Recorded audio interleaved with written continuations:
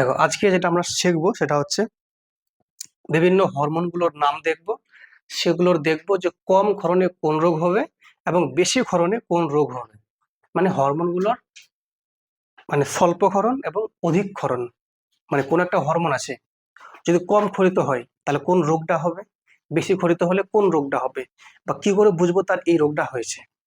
ঠিক লক্ষণ দেখবো আমরা, তাই কি আমরা বলি উপসর্গ। ঠিক আছে, প্রথম যে রোগটার নাম দেখবো আমরা, সে রোগের নাম হচ্ছে বামনত্ব। ঠিক আছে, বামনত্বকে আমরা বলি ডোয়ারফিজম বলি। ঠিক আছে, ডোয়ারফিজম। অ্যাকচুয়ালি ডোয়ার্ফ মানে শব্দ হচ্ছে, ডোয়ার্ফ শব্দের মানে হচ্ছে বেটে বা বামন। ঠিক আছে, বামন থেকে এসছে বামনত্ব, বামন মানে বেটে, ছোট।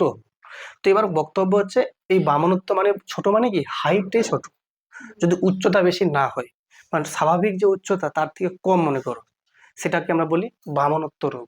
তোমরা দেখতে পাবে এখানে ওখানে বিভিন্ন জায়গায় যে এরকম অল্প হাইটের কিন্তু মানুষ আছে, এরকম হাইটের আছে না? হ্যাঁ, এরা কিন্তু মানে স্বাভাবিকের থেকে ছোট, তাই এদেরকে বলি আমরা বামনত্ব বা ডোয়ার্ফিজম। এখানে যারা আছো এরা কিন্তু কেউ বেটে ফেটে নাই, এরা নর্মাল আছে। এখানে যারা আছে সবাই কি নর্মাল। কিন্তু অনেক মানুষ দেখবে বয়স্ক হয়ে গেছে অথচ এরকম হাইট আছে, দেখবে কিন্তু গ্রামে দেখবে বা বিভিন্ন জায়গায় দেখতে পাবে।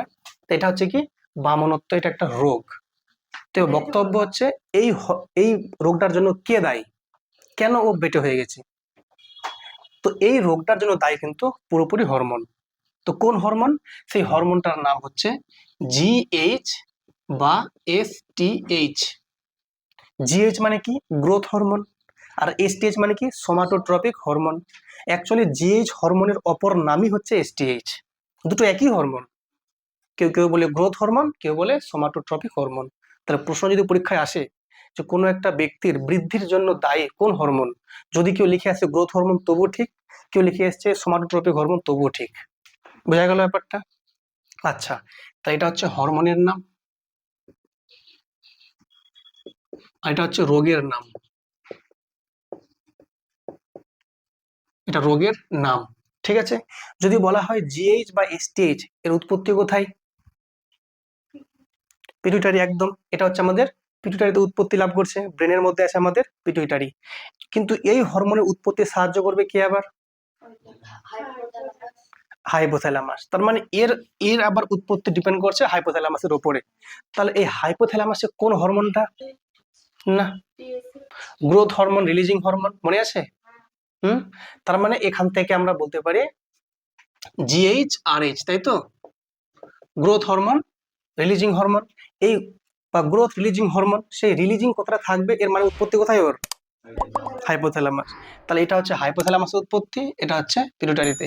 তাহলে এর উৎপত্তি ডিপেন্ড করছে, মানে এর উৎপত্তির উপর ডিপেন্ড করছে এই হরমোন, আর এর হরমোনের উপর নির্ভর করছে তার বৃদ্ধি হওয়া। ঠিক আছে, যদি স্যার এটা হচ্ছে বামনত্ব, মানে এটা কি তাহলে? এটা হচ্ছে কম ক্ষরণে। এটা কি কোনো বলো, এটা কম ক্ষরণে। যদি স্যার অধিক ক্ষরণ হয়, যদি অধিক ক্ষরণ হয় তাহলে বলবো অতিকায়ত্ব, মানে অতিরিক্ত লম্বা, অতিকায়ত্ব। ঠিক আছে, তো এটাকে আমরা কি বলি? এটাকে আমরা বলি এই মানে বৃদ্ধি হচ্ছে বেশি আর কি অধিক ক্ষরণে। এই জিএইচ অথবা এসটিএইচ, এই দুটো হরমোনের বা একটা একই নাম দুটো হরমোনের, ঠিক আছে, এই হরমোনের অধিক ক্ষরণে। এটা স্বল্প ক্ষরণে, আর এটা অধিক ক্ষরণে। বুঝতে পেরেছো? হ্যাঁ। তো এটা যেমন ডোয়ার্ফিজম, এর নাম কি জানো? এই রোগটার নাম হচ্ছে অ্যাক্রোমেগালি। কি বলো? অ্যাক্রোমেগালি।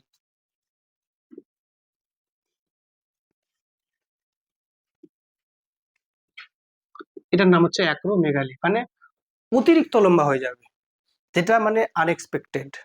বুঝতে পেরেছো? দেখবে মানে শরীর দুবলা পাতলা হবে আর প্রচুর লম্বা হয়ে যাবে। এই রোগটার নাম হচ্ছে অতিকায়ত্ব বা অ্যাক্রোমেগালি, এই হরমোনের অধিক ক্ষরণে। তাহলে যদি এই হরমোনটা ঠিকঠাক মাত্রায় ক্ষরিত হয়, আমরা এখানে যেরকম আছি ন্যাচারাল। বুঝতে পেরেছো? কিন্তু তবু দেখা যায় যে কিছু কিছু ক্ষেত্রে পুরুষরা মানে কিছু কিছু ক্ষেত্রে দেখা যায় যে মানুষরা অনেকটা লম্বা হচ্ছে, কেউ কেউ একটু নর্মাল হচ্ছে। এর কারণটা কি? এটা হচ্ছে জিনগত আবার। জিনগত মানে কি? বাবা মা দুজনই লম্বা আছে, তো তো সন্তানের একটা চান্স আছে লম্বা হওয়ার। আর যে বাপ মা দুজনই আছে বেটে, তাহলে সন্তানের একটা চান্স আছে বেটে হওয়ার। এটা জিনগত। যখন জিন আমরা যখন পড়াবো, যখন ওটা আমাদের নেক্সট চ্যাপ্টার আছে বংশগতি, তখন আরো ভালো মতো বুঝতে পারবে। ঠিক আছে, শুধু এখানে বুঝে নাও যে এগুলো হচ্ছে হরমোনের প্রভাব, মানে বেশি লম্বা বেশি বেটে। এরপরে যেটা আমরা জানবো সেটা হচ্ছে ডায়াবেটিস ইনসিপিডাস আর ডায়াবেটিস মেলিটাস। এই দুটো অত্যন্ত ইম্পর্টেন্ট, এটা ভালো করে বুঝবে। সে ঠিক আছে, পরীক্ষার জন্য নয়, নিজের জীবনের জন্য বুঝবে। ঠিক আছে, তোমরা এগুলো দেখবে, এগুলো প্রত্যেকটা ঘরে হামেশাই এখন হয়ে যাচ্ছে, দেখা যাচ্ছে। কেন, ব্যাপারটা আজকে বুঝতে পারবে। দেখো, যেটা এক নম্বর হচ্ছে ডায়াবেটিস ইনসিপিডাস।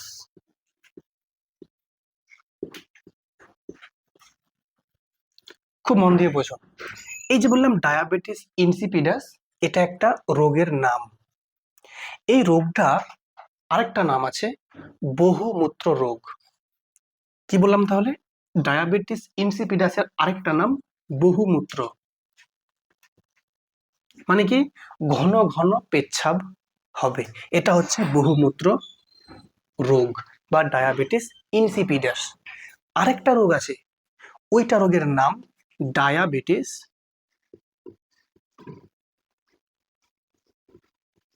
মেলিটাস।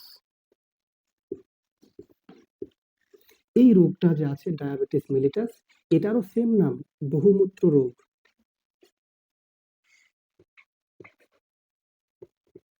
কিন্তু স্যার এখন বুঝবো কি করে যে বহুমূত্র রোগটা যে হয়েছে ডায়াবেটিস ইনসিপিডাসের জন্য নাকি ডায়াবেটিস মেলিটাসের জন্য, বা কোন রোগটা স্যার? এই রোগটা দুটো তো বহুমূত্র বলছি, একটা ইনসিপিডাস একটা মেলিটাস। দুটো রোগ কি একই?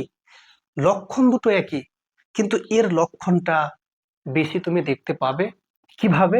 দেখো, বললেই বুঝতে পারবে। দেখো, যেটা হচ্ছে ডায়াবেটিস ইনসিপিডাস, এই রোগে কি হবে? এই রোগটা, আচ্ছা আগে বলে এটা কেন হচ্ছে। এই হরমোনটার জন্য দায়ী হচ্ছে ADH হরমোন, অ্যান্টিডাইউরেটিক হরমোন।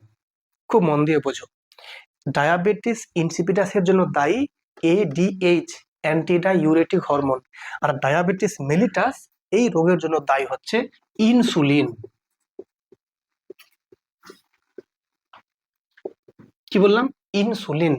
এবার স্যার, যদি এই হরমোনটা কম খরিত হয় তবুও বহুমূত্র, যদি স্যার ADH কম খরিত হয় তবুও বহুমূত্র। কেন স্যার? বা স্যার কোনটা বেশি খারাপ বা কি করে বুঝবো? শোনো, তোমরা জানো যে এই হরমোনটার কিন্তু কাজ কি বলতো? এই হরমোনের কাজ হচ্ছে বৃক্কের মধ্যে মানে কিডনিতে কি করে জলের পুনঃ শোষণে সাহায্য করে। তাহলে এটাতে কি করে কিডনিতে বা বৃক্কে জলের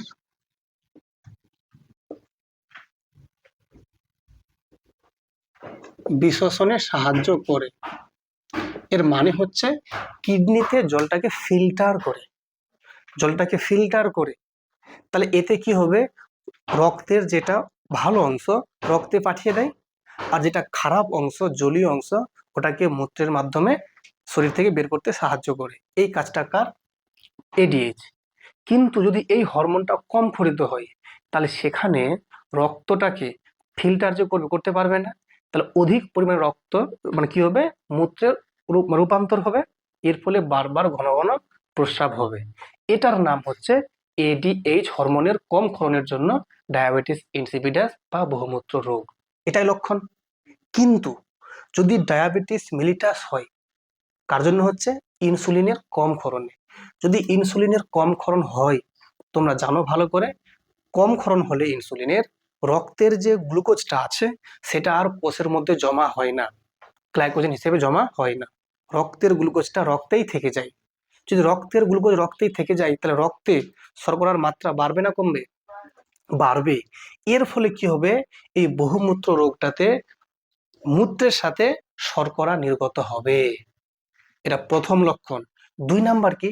যদি এই রোগটা হয়ে যায় তাহলে সেই রোগটার ফলে ওই ব্যক্তির ঘন ঘন পিপাসা পাবে, ঘন ঘন পিপাসা পাবে, আর প্রচুর তৃষ্ণা, মানে যাকে বলি আমরা তৃষ্ণা বা পিপাসা প্রচুর মাত্রায় আসবে। ঠিক আছে, আমি লিখি এখানে 1 নাম্বার দিয়ে যে লক্ষণগুলো। 1 নাম্বার কি বলবে বলো? ঘন ঘন তৃষ্ণা।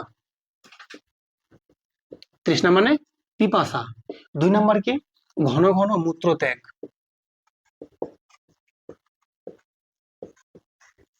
নাম্বার 3 কি? মূত্রের সাথে কি বলো, মূত্রের সাথে শর্করা নির্গত।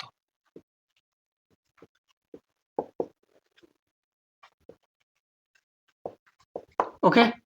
নাম্বার 4 কি? যদি কোনো স্থান কেটে যায় তাহলে সেই জায়গাটাতে যদি ঘা হয়ে যায় সহজে শুকাবে না, তাহলে ঘা সহজে শুকাবে না।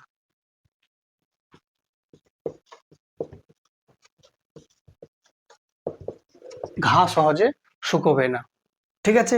অত্যন্ত খিদা পাবে, অত্যন্ত খিদা পাবে বা খিদে পাবে, এগুলো লক্ষণ কিন্তু কার? Diabetes mellitus. আর কি? শরীরের ওজনটা অনেকটাই কমে যাবে, শরীরের ওজন হ্রাস, হ্রাস মানে কমে যাওয়া। এই সমস্ত লক্ষণগুলো কার জন্য? Diabetes mellitus. কোনটা বলতো? এটাও একটা সুগার। এগুলো কার জন্য হয়?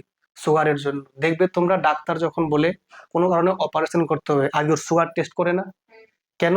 কারণ যে জায়গাটা কাটবে ওটা তো ঘা হবে, ওখানে ওই ঘাটা যে শুকাবে কিনা সহজে আগে চেক করে দেখে নেই। যদি সুগার থাকে, ওর কি থাকে? সুগার থাকে, তাহলে সহজে কিন্তু ঘা ওর শুকাবে না। এই জন্য আগে চেক করে, সুগারকে চেক করে আগে। বুঝতে পেরেছো? তাই ওরা ভালো করে চেক করে দেখে নেয় যে ইনসুলিনের মাত্রা ঠিকঠাক আছে কিনা। কথা বুঝছো? তো আমাদের কিন্তু, তাহলে তোমরা বলো তো, এই দুটো রোগ, দুটো তো একই রোগ না? কি করে বুঝবো ওটা এটা রোগটা হয়েছে না এই রোগটা হয়েছে? তার লক্ষণ দেখে বুঝতে পেরে যাবো সহজে। শুধুমাত্র এইটা হচ্ছে এই মানে ঘন ঘন মূত্রত্যাগ, এটাতে শুধু কি হবে বলো? ঘন ঘন।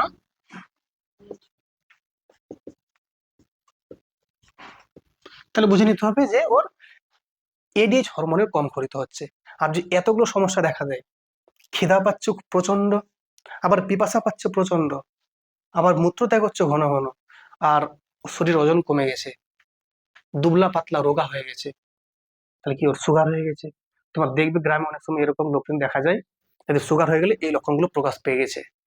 বুঝতে পেরেছো জিনিসটা? বুঝলে? জিনিসটা ভালো করে একবার রিভিশন দাও, তাহলে আরো ক্লিয়ার হয়ে যাবে। এরপরে শোনো মন দিয়ে, এরপরে দেখবো গয়টার। কোন রোগ বললাম? গয়টার। আজকে শুধু দেখছি রোগের নাম, কোন হরমোন দায়ী, কম ক্ষরণে বেশি ক্ষরণে দেখছি ব্যাপারটা, ঠিক আছে। গয়টার, গয়টার হচ্ছে 2 রকমের, একটা সরল গয়টার, একটা হচ্ছে বহিঃচক্ষু গয়টার। চলো, গয়টার বা এর অপর নাম হচ্ছে গলগণ্ড। গলগণ্ড বলে, গয়টারও বলে, ঠিক আছে। তো এই যে রোগটা আছে আগে বুঝে নাও, হ্যাঁ। এই যে গলগণ্ড বা গয়টার রোগটা আছে, এই রোগটা 2 রকমের হয়। একটা হচ্ছে সরল গয়টার, একটা সরল গয়টার, আরেকটা হচ্ছে কি বলতো? বহিঃচক্ষু গয়টার।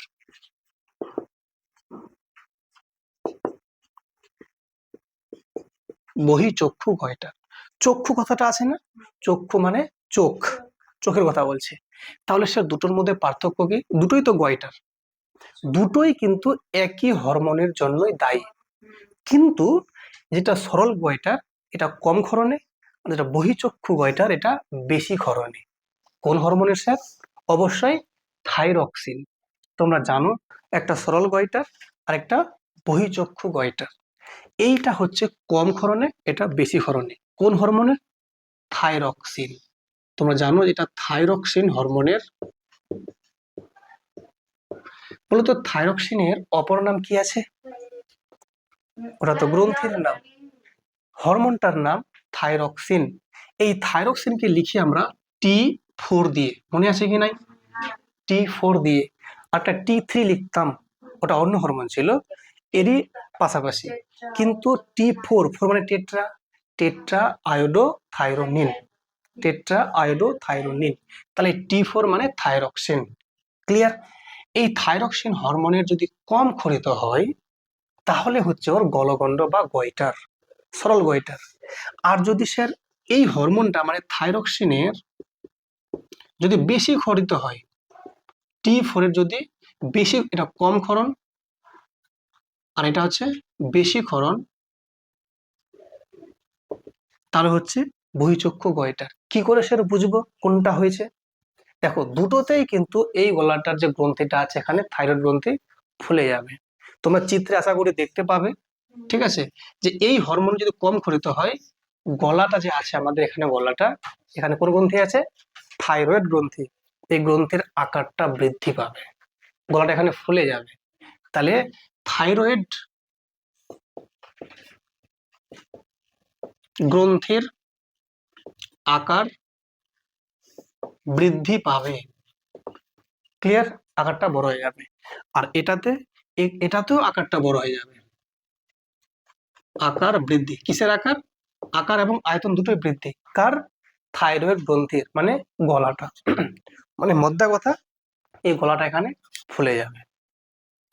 এবার স্যার বুঝবো কি করে কম ক্ষরণে ফুলেছে না বেশি ক্ষরণে ফুলেছে? দ্রুতই ফুলে গেছে।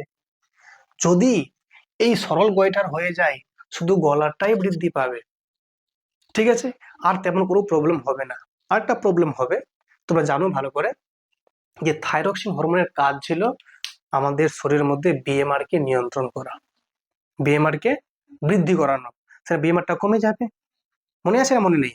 তোমরা জানো যে এই থাইরক্সিন হরমোনের কারণে আমাদের প্রত্যেকটা কোষে কোষে রাসায়নিক বিক্রিয়ার হারটা বাড়ছিল, বিএমআরটা বাড়ছিল, শক্তি উৎপন্ন হচ্ছিল, তাপ উৎপন্ন করছিল, বলে তার নাম ছিল ketogenic hormone, sorry calorigenic hormone. কিন্তু এখন যেহেতু বিএমআর কমে যাবে, ক্যালোরি কম উৎপন্ন হবে, তাই তো? তো এখান থেকে বুঝতে পারছি তাহলে বিএমআরটা বৃদ্ধি না হ্রাস পাবে? হ্রাস পাবে নিশ্চয়ই। কেন? যেহেতু আলটিমেটলি এর ক্ষরণটা কমে গেছে, তাহলে বিএমআর হ্রাস পাবে। এখানে কি হবে স্যার? এখানেও বিএমআরটা হ্রাস পাবে। কিন্তু কি বলছে, এই যে দেখো নামের মধ্যে লেখা আছে বহিঃচক্ষু, মনে হবে আমাদের যে এই যে অক্ষি কোটর, এই যে গর্তটা আছে, এই গর্তটা হচ্ছে কোটর, কোটর, ঠিক আছে, এই চোখের যে কোটর একে বলি অক্ষি কোটর। এই মনে হবে অক্ষি কোটর থেকে যেন অক্ষি গোলকগুলো বাইরে বেরিয়ে আসতে চাইছে, তখন মনে হবে চোখের জন্য, মনে হবে চোখের যে ভেতরে গোল গোল যে আছে অক্ষি কোটর গুলো মনে হয় বাইরে বেরিয়ে আসতে চাইছে, যেন চোখ যেন ছিঁড়ে যেন বেরিয়ে আসছে, মনে হচ্ছে একটা ব্যথা অনুভব করতে পারবে। এইটা হচ্ছে তাহলে বহিঃচক্ষু গয়টার। তাহলে চোখ যখন বাইরে বেরিয়ে আসতে চাইছে, এর মানে বুঝে নেবে সেই লোকটার থাইরক্সিনের বেশি ক্ষরণে এই রোগটা হচ্ছে বহিঃচক্ষু গয়টার। এখানে কিন্তু গলা ফুলবে প্লাস চোখে সমস্যা দেখা দেবে, বলে এর নাম বহিঃচক্ষু। বহি মানে বাইরের দিকে, চক্ষু মানে চোখ, চোখটা বাইরের দিকে আসতে চায়। এটা সরল ওটা মানে কিছু কোনো প্রবলেম নাই। এটার কথা বলতে ভুলে গেছি যে ডায়াবেটিস যে মিলিটাস আছে এর অপর নাম মধুমেহ। মধুমেহ কেন বলছে মধুমেহ? মধু মানে কি? মিষ্টি, সুগার, বলতে ভুলে গেছিলাম। চলো কোনো ব্যাপার নয়, আমরা আলোচনা করলাম না, কি বললাম? সরল গয়টার, সরল গয়টার। এই যে সরল গয়টার কথাটা বললাম, তো মনে রাখবে এই গয়টার রোগটা দেখবে যাদের বাড়ি পাহাড়ি অঞ্চলে বা যেসব ব্যক্তিরা পাহাড়ি অঞ্চলের অন্তর্গত, তাদের এই রোগটা বেশি হয়। কেন? কারণটা খেয়াল রাখবে যে এই যে সরল গয়টার রোগটা হচ্ছে, দায়ী কে? হরমোন। কোন হরমোন স্যার? থাইরক্সিন। গ্রন্থির নাম থাইরয়েড আর হরমোনের নাম থাইরক্সিন। এই থাইরক্সিন হরমোনটা, এর অপর নাম কি বললাম? T4 বা থাইরক্সিন, তাই তো? এই থাইরক্সিন হরমোনের একটা গুরুত্বপূর্ণ উপাদান হচ্ছে আয়োডিন। কি বলো? আয়োডিন। গুরুত্বপূর্ণ উপাদান হচ্ছে কিন্তু একটা আয়োডিন। এই আয়োডিনটা কিন্তু T4 এর মধ্যে থাকে। তাহলে কি বলতো, তাহলে এই হরমোনের কোনো সমস্যা হবে না। যদি এই হরমোনের T4 এর যে উপাদান হিসাবে আয়োডিনের যদি অভাব ঘটে যায়, তাহলে এই হরমোনের যে উৎপত্তি ব্যাহত হবে। কিন্তু যে সমস্ত ব্যক্তিরা পাহাড়ি অঞ্চলে অবস্থান করে, এই পাহাড়ি অঞ্চলে মনে রাখবে, পাহাড়ি অঞ্চলে যত যাবে সেখানে কিন্তু ওইখানকার যে মাটি, সেখানে এই আয়োডিনের অভাব দেখা যায়। আয়োডিনের কি দেখা যায়? অভাব দেখা যায়। তাহলে ওখানকার যে গাছপালাগুলো আছে, সেখানকার গাছপালাগুলো মাটি থেকে যে আয়োডিন টানছে, বা যে গাছটা ফলটা হচ্ছে গাছে, তাহলে সেই ফলে এই আয়োডিনের অভাব হবে কি হবে না? হবে। তাহলে সেখানকার গাছেদের যে ফলগুলো বা যেগুলো ফসল সবজি হয়, সেখানে এই আয়োডিনের একদম অভাব দেখা যায়। যদি অভাব হয় তাহলে যারা খাচ্ছে ওগুলো ফসল, তা তাদের শরীরে কিন্তু আয়োডিন কম আছে। ওই আয়োডিন কম হওয়ার কারণে দেখবে থাইরক্সিন আর ঠিক মতো উৎপত্তি লাভ করতে পারে না, এর কার্যকারিতা কমে যায়। এর ফলে কি হয়, ওদের বেশি করে এই রোগটা হয়, গয়টার। আর আমরা কোথায় আছি? মালদা। এখানে পাহাড় আছে না, আমাদের হচ্ছে সমভূমি। এখানকার মাটিতে আয়োডিন প্রায় ঠিকঠাক আছে। এর ফলে কি হচ্ছে, এখানে যে ধান ফসল যা হচ্ছে আমরা খাচ্ছি, প্রত্যেকটা ফসলে কিন্তু আলটিমেটলি এই আয়োডিনের যে মাত্রাটা ঠিকঠাক থাকছে, এবং সেগুলো ফসলকে আমরা বড় হচ্ছে, তাহলে আমাদের কিন্তু এই আয়োডিন অভাবটা কিন্তু হচ্ছে না। যদি হরমোন যদি এটা অভাব না হয়, তাই রোগটা কি হবে? আমাদের হবে না। কথা বুঝলি কি বুঝলে না? তাহলে কেন দেখা যাচ্ছে পাহাড়ি অঞ্চলে মানুষদের বেশি, কারণটা আশা করি তোমরা বুঝতে পেরে গেছো। ক্লিয়ার না? ক্লিয়ার না? আর যদি অভাব দেখাও দেয়, তো কি করতে হবে? লবণ খেতে হবে আয়োডিন যুক্ত। ক্লিয়ার না? ক্লিয়ার না? লবণ খেতে হবে আয়োডিন যুক্ত, তাহলে এই হরমোনের ক্রিয়াটা ঠিকঠাক বজায় থাকবে। এবারে নেক্সট শোনো, আমাদের যে নেক্সট টপিকটা আসবে সেটার নাম স্নায়ুতন্ত্র।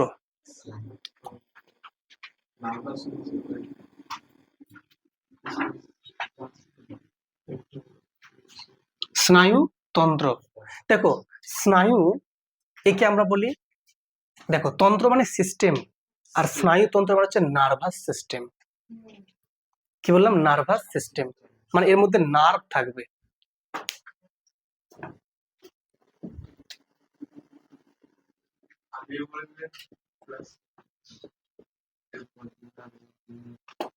কি বললাম? নার্ভাস সিস্টেম বা স্নায়ুতন্ত্র। জিনিসটা কিসের? শোনো মন দিয়ে। যেমন আমাদের শরীরে অনেকগুলো কোষ মিলে কি হয়? কলা তৈরি হয়। অনেকগুলো কলা মিলে কি হয়? একটা আমাদের অঙ্গ তৈরি হয়। অনেকগুলো অঙ্গ মিলে কি হয়? একটা বলো তন্ত্র তৈরি হয়। তো এই রকম তন্ত্র যখন থাকবে, মানে এখানে অনেকগুলো অঙ্গ ওর সঙ্গে জড়িত থাকবে, ঠিক আছে? কিন্তু বলেছে নার্ভাস সিস্টেম, তারা অনেকগুলো নার্ভ নিয়ে একটা তন্ত্র তৈরি হবে। স্যার নার্ভ কি জিনিস? নার্ভ দেখতে কেমন হয়? তোমরা জানো যে একটা নার্ভ দেখতে প্রায় এরকম হয়, মানে নার্ভ বলতে ভুল হবে, এটা হচ্ছে নিউরন। আমি এটা বোঝাচ্ছি ভালো করে, শোনো মন দিয়ে। এটার নাম হচ্ছে নিউরন।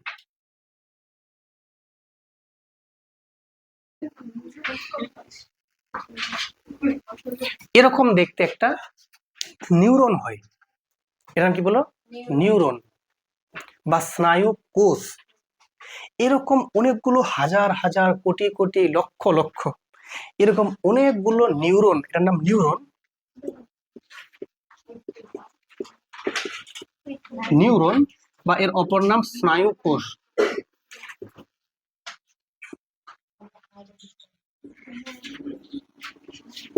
শোনো মন দিয়ে, দেখো এরকম অনেকগুলো নিউরন, এই কথাটা ইংলিশ কথা নিউরন, আর এটা বাংলাতে দুটো একই জিনিস, নিউরন বা স্নায়ু কোষ। এরকম এটা কিন্তু অনেক মানে ক্ষুদ্র জিনিস, যেটা আমাদের প্রত্যেকটা জায়গায় আছে শরীরে। এরকম কোটি কোটি স্নায়ু কোষ পরপর যুক্ত হয়েছে। মানে এটা যদি এরকম একটা হয় মনে করো, তো এরকম আরেকটা মনে করো এখানে নিয়ে আসো, এরকম ভাবে যুক্ত করে দাও। মানে এটা মাথা মনে করো, এটা পা মনে করো, এরকম অনেকগুলো পরপর সাজিয়ে দাও, এরকম একটা উপরে একটা এরকম করে লম্বা করে একটা দড়ির মতো অংশ টেনে দাও।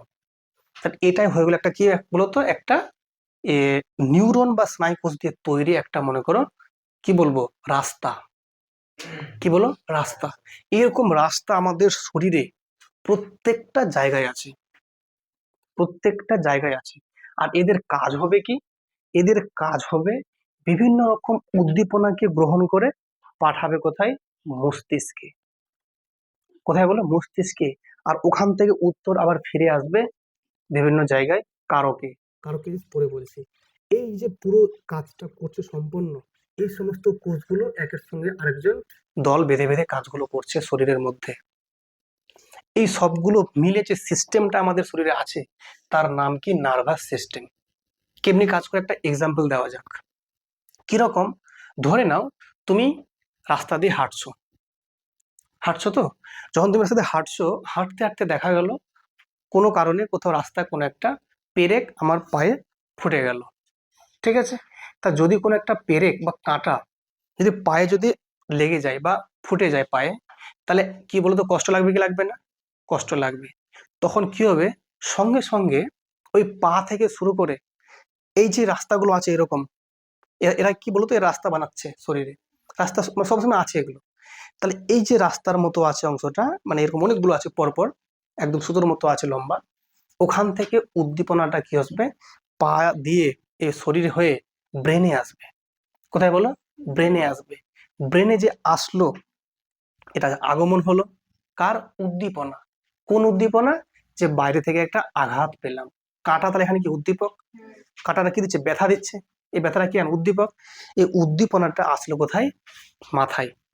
এখানে যে আসলো, একটা পথ দিয়ে আসলো, ওই পথটা কে বানিয়েছে? নিউরন বা স্নায়ুকোষ। নিউরন বা স্নায়ুকোষ। এই উত্তরটা এবার এখান থেকে উত্তরটা আবার আসবে আবার ফেরত। ঠিক আছে, যখন ফেরত যাবে উত্তরটা, কি উত্তর ফেরত যাবে না, তুমি তখন পাটা ওখান থেকে তুলবে। তুলবে তো, তো যখন উত্তর যখন যাবে ওখানে, আবার ও আবার অন্য পথ দিয়ে যাবে, ওই পথ দিয়ে যাবে না, ও অন্য রাস্তা দিয়ে যাবে। ওই রাস্তাটা কে বানাবে? এরা। নাম কি এটার? স্নায়ুকোষ বা নিউরন। এই স্নায়ুকোষ বা নিউরন অন্য একটা পথ বানাবে, সেই পথ দিয়ে কিন্তু যাবে উত্তরটা কোথায়? ওই ওখানে পেশিতে। পেশি কোথায় আছে আমাদের? এই যে পায়ের পেশি, এখানে পেশি আছে, পা পেশি আছে আমাদের, পায়ের পেশি থেকে খবর দেবে যে পাটা তুমি তুলে নাও। এই উত্তরটা দেবে কে? ব্রেন। তো উত্তরটা যখন দিল কে, পা তুমি তুলে নিলে। তাহলে এই যে প্রথম উদ্দীপনা গেল কার মাধ্যমে? একটা রাস্তার মাধ্যমে। সেই রাস্তাটার নাম বলছি আমরা বাহক। কেন? বহন করে নিয়ে যাচ্ছে, তাহলে বাহকের মাধ্যমে গেল। আর এখানে উত্তরটা আমার কে দিল? এখানে ব্রেন। এই ব্রেনটার নাম হচ্ছে সেন্ট্রাল নার্ভাস সিস্টেম বা সেন্ট্রাল নার্ভ, বা এটাকে আমরা বলতে পারি কেন্দ্রীয় স্নায়ুতন্ত্র। কেন্দ্রীয় স্নায়ুতন্ত্র। এই কেন্দ্র থেকে উত্তর আসলো যে কি, উত্তরটা যাচ্ছে আবার পাটা তুলে নাও। যেটা দিয়ে আসলো ওটার নাম বাহক। ঠিক আছে, আর যেটার মাধ্যমে উত্তরটা যাচ্ছে, এটা কি বলি বলো তো? এটাও বাহক। এটাও বয়ে যাচ্ছে আনসারটা, এটার নাম বাহক। কিন্তু যেটা বাহক দিয়ে আসছে তার নাম আলাদা বাহক, আর যেটা যাচ্ছে তার নাম আলাদা বাহক। কি নাম স্যার? যেটা দিয়ে আসছে এটার নাম হচ্ছে সেন্সরি বা সংজ্ঞাবহ বাহক। সংজ্ঞাবহ মানে সংজ্ঞাটাকে নিয়ে আসছে ব্রেনে। আর যে যাচ্ছে এটা আজ্ঞাবহ, আজ্ঞা মানে আনসার নিয়ে যাচ্ছে। তাহলে প্রশ্ন কিন্তু আসবে, সংজ্ঞাবহ নিউরন বলতে পারো, বা সংজ্ঞাবহ নিউরনই বলে, সংজ্ঞাবহ স্নায়ু বলো। তাহলে সংজ্ঞাবহ স্নায়ু মানে কি? সংজ্ঞাকে নিয়ে আসবে বাহির থেকে, কোথায়? ব্রেনে। আর ব্রেন থেকে উত্তরটাকে কে নিয়ে যাবে? আজ্ঞাবহ। কে বলো? আজ্ঞাবহ। আর উত্তরটা দেবে কে? Central system, central nervous system. Clear? আর যে যাকে উত্তরটা গিয়ে দিল, কাকে উত্তর দিল? পেশিকে। কাকে বলো? পেশিকে। যে পাটা তুলে নাও, এই পেশিকে যে উত্তরটা দিল, পেশিটা হচ্ছে এখানে কারক। কি বলো? কারক। তা কি বললাম? একটা বাহক, সেন্ট্রাল নার্ভাস সিস্টেম, আবার বাহক, কিন্তু এটা হচ্ছে সংজ্ঞাবহ, ওটা আজ্ঞাবহ। আর পাটা যে তুল্য পেশি, তার নাম কারক। ক্লিয়ার? প্রত্যেকটার আবার ইংলিশে নাম আছে। যেটা সংজ্ঞাবহ বাহক, তার নাম হচ্ছে সেন্সরি নিউরন। বলো, সেন্সরি নিউরন। যেটার মাধ্যমে যাচ্ছে আনসারটা, তার নাম কি বলো? Motor neuron. বলো, মোটর নিউরন। হ্যাঁ। আর এর নাম কি? Central neuron. সেন্ট্রাল। হ্যাঁ। আর যেটা ওই যে পাটা তুললাম, এর নাম হচ্ছে কি? এফেক্টর। কি বলো? এফেক্টর বা কারক। তাহলে প্রত্যেকটা আমি বুঝে তাহলে। আচ্ছা, এবার স্যার যেটা উদ্দীপনা নিয়েছে, কে নিয়েছে উদ্দীপনাটা? পায়ের নিচে চামড়াটা, এর নাম হচ্ছে কি বলো? রিসেপ্টর বা গ্রাহক। তাহলে এই যে স্নায়ুতন্ত্রের আন্ডারে এতগুলো কথা বললাম, প্রথমে বললাম কি? গ্রাহক। গ্রাহক মানে যে উদ্দীপনাকে গ্রহণ করলো। কি করলো স্যার? আমার পায়ের চামড়া। কারণ কাটা কোথায় বিঁধেছে? পায়ের চামড়াতে। তাহলে গ্রাহকটা এখানে কে তাহলে বলো? পায়ের চামড়া বা পায়ের চর্ম, মানে চামড়া। ঠিক আছে, গ্রাহক হলো। গ্রাহকের পরে যখন উদ্দীপনা যখন যাবে, কোথায় যাবে? বাহক দিয়ে যাবে। তো এটা হচ্ছে বাহক। বাহক। বাহকটা কে এখানে? তোমরা বলবে সংজ্ঞাবহ নিউরন।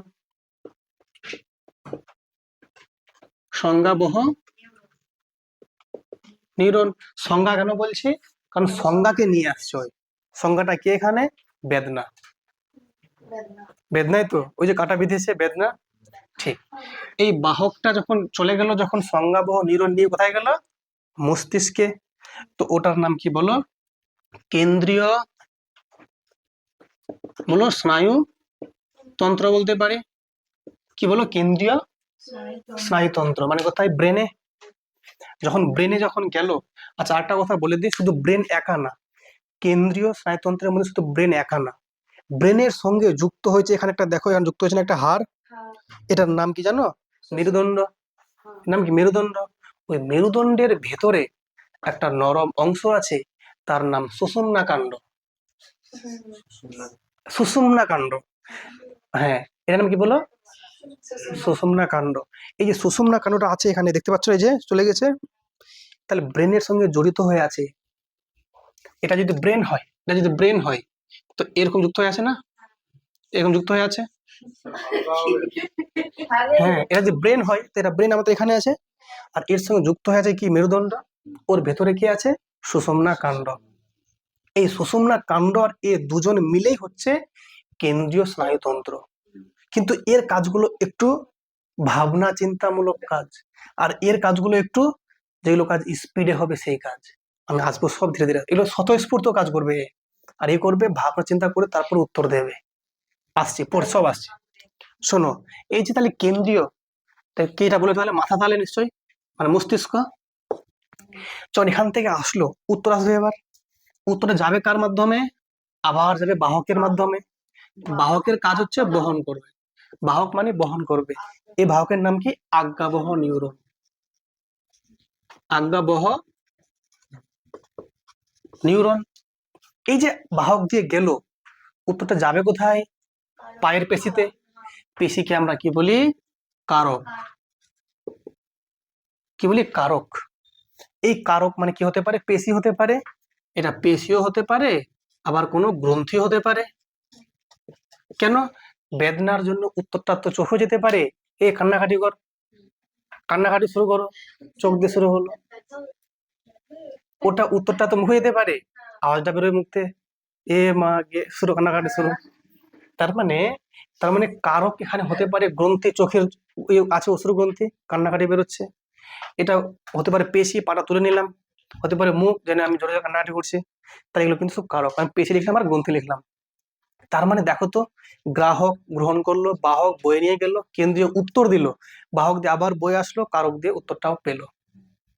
এই পুরো কাজটা, এই পুরোটা কাজ যে সম্পন্ন হচ্ছে জাস্ট একদম ফ্র্যাকশন অফ সেকেন্ড টাইমে, মানে 1 সেকেন্ডেরও কম সময়। 1 সেকেন্ডেরও কম সময়। তাহলে এই কাজটা সম্পন্ন করছে কে? স্নায়ুতন্ত্রের জন্য সম্পন্ন হচ্ছে, মানে স্নায়ু কোষটা করছে অবশ্যই। তাহলে তার মানে পুরো কাজটার জন্য দায়ী কিন্তু আলটিমেটলি এই স্নায়ুগুলো, স্নায়ু কোষগুলো বা নিউরনগুলো। আর এগুলো সবগুলো মিলে যে একটা সিস্টেম পাচ্ছি আমরা আমাদের শরীরে, তার নাম হচ্ছে নার্ভাস সিস্টেম বা স্নায়ুতন্ত্র। আরেকটা উদাহরণ বলি। ধরে নাও, এখানে ধরে নাও, মনে করো রান্না বান্না হচ্ছে। এটা মনে করো কোনো কিছু পাত্র আছে, গরম গরম রান্নার কাছে কিছু পাত্র আছে, আর বলে আমি হাত দিয়ে দিয়েছি। হাতটাকে সঙ্গে সঙ্গে টানবো, দিয়ে টানবো হাতটা, সঙ্গে সঙ্গে লাগাত একদম সঙ্গে টানবো, যে বাপরে গরম লেগেছে। তার মানে কি, যখন হাতটা দিলাম, তাহলে এখানে বলো গ্রাহককে, এই হাতের তল চামড়া, তাহলে এই যে এখান থেকে গ্রহণ করলো উদ্দীপনা কি? তাপ। তাপ উদ্দীপনা। এখান থেকে উদ্দীপনা চলে আসলো কোথায়? মাথায়। মাথা মানে কেন্দ্রীয়, মানে ব্রেন হতে পারে, এটা হতে পারে। কিন্তু মনে রাখবে, ব্রেনের কাজটা হবে ধীরে ধীরে, আর এই কাজটা একদম স্পন্টেনিয়াসলি, দ্রুত, ফাস্ট। তো বলে এই কাজটা আস্তে আস্তে না দ্রুত? তা উত্তর কে দেবে? এ উত্তর না এ উত্তর দেবে? সুষুম্না কাণ্ড উত্তর দেবে। Very good. তাহলে যখনই তাপটা, তাপ, এই যে কি এটা বলে, হাতের তল মানে চামড়া, চর্ম, এ গ্রহণ করলো, এ তাহলে কি হলো? গ্রাহক। এখান থেকে বয়ে গেল, বাহক গেল কোন? সংজ্ঞাবহ বাহক দিয়ে কোথায় গেল? সুষুম্না কাণ্ড। এখান থেকে উত্তর আসলো, তাহলে এটা কি? কেন্দ্রীয় স্নায়ুতন্ত্র। উত্তর দিল কাকে? এখান থেকে আবার চলে গেল আজ্ঞাবহ বাহক দিয়ে গেল, কোথায় গেল? এই হাতে গেল। দেখি এখানে পেশি আছে, এই পেশিকে ফোর্স দিল, টেনে নাও হাতটা, টেনে নিলাম। তাহলে এই পুরো কাজটা কয়েক সেকেন্ডে হচ্ছে। প্রশ্ন যাচ্ছে, এবার উত্তরটা ফিরে আসছে আবার। এইটাই সম্পন্ন করছে নার্ভাস সিস্টেম বা স্নায়ুতন্ত্র। কথা বুঝলি কি বুঝলে না? এবার বলো, কেউ তোমাকে তোমার বাড়িতে পুলিশ চলে এসছে, কে এসেছে? পুলিশ। এবার পুলিশ যে এসছে, তাহলে তোমার ভয় লাগবে নিশ্চয়ই। যখন তোমার ভয় লাগবে তখন তুমি লুকোতে চেষ্টা করবে। তো এই কাজটা যখন তোমার হবে, তোমার ভয়টা কিন্তু একেবারে বৃদ্ধি পাবে না, তোমার ধীরে ধীরে ভয়টা পাবে। কেন? যখন তুমি ভয়ের খবর শুনবে, তোমার ভয়টা কিন্তু সময়ের সঙ্গে সঙ্গে বাড়তে থাকে। এই কাজটা তাহলে আস্তে হচ্ছে না দ্রুত হচ্ছে? আস্তে আস্তে হচ্ছে। তাহলে এই কাজে হেল্প করবে কি, হরমোন না স্নায়ু? হরমোন। হরমোন কিন্তু সাহায্য করে বিপদের সময়, ভয়ের সময়। এখন কিন্তু কে? এই স্নায়ুতন্ত্র কাজ করবে না। ক্লিয়ার না? ক্লিয়ার না? তাহলে তুমি ঘুমিয়ে আছো, কে হুট করে তোমাকে জোরে ডেকে দিল, ভয় ভয় পেয়ে গেলে, তখন কি হুট করে যখন জাগলে, তখন তার মানে কি স্নায়ু আবার কিন্তু এখানে। যেই কাজটা দেখবে ফটাফট হবে স্নায়ু, যেটা একটু ধীরে ধীরে হবে হরমোন। ক্লিয়ার না? ক্লিয়ার না? তাহলে হরমোনের ক্রিয়া মন্থর, আস্তে আস্তে, আর স্নায়ু ফটাফট হবে কাজ। চোখে তোমার আলো ফেললাম, চোখটা তুমি অনেকক্ষণ পর বন্ধ করবে না সঙ্গে সঙ্গে বন্ধ করবে? কে কাজ করবে? কি স্নায়ুতন্ত্র। Very good.